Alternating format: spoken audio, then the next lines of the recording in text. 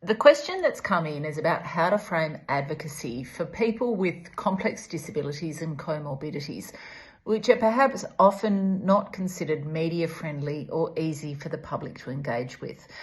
And I know it's difficult, but I think the obvious way is to make it personal, and it really is about the storytelling.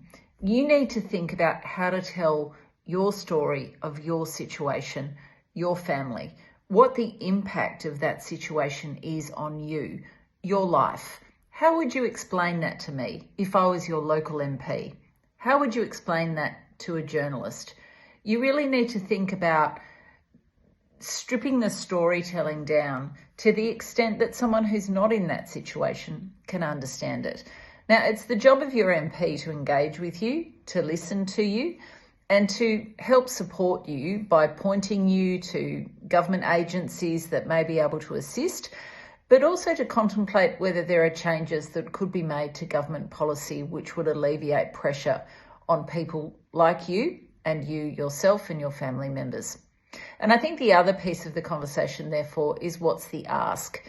Sometimes it's important when you go into a meeting with an MP not to only go in with a series of problems, and I know sometimes those issues run really deep, but to be able to have a conversation with the person who represents you to say, if you could do something that would make a difference to me and my family, this is what it would be. So think really carefully about that before you approach your MP, and then do approach your MP for a meeting. Give them a call, send them an email, or pop into their electorate office and make an appointment. And if you're not confident enough to do it on your own, get a group of people together locally who are experiencing similar issues and come together in a room with your Member of Parliament, be it state or federal level, and have the conversation. But don't just have it once, continue having it. Relationships are everything in politics, and you really need to build those relationships, particularly with Members of Parliament who you think are allies on the issues affecting you and who will really listen to you and take your sentiments and your priorities forward.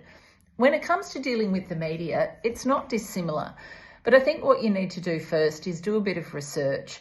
Which journalists do you see reporting these kinds of stories? And if they are there, who's doing it well and in a way that you think is ethically aligned with you?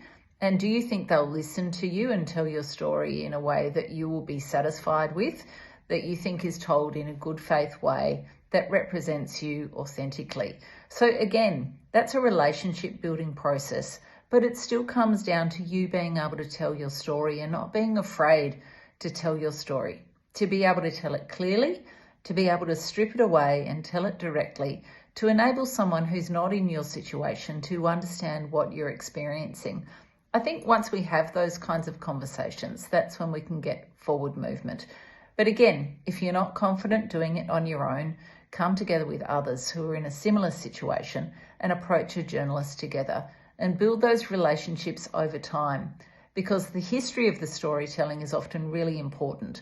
When something changes in policy, that the journalist understands then, because they've had the previous conversation with you, that it may affect you, they'll give you a call, and then you're able to continue to elevate your issue repeatedly over time. Thanks so much for the question, and I hope that helps.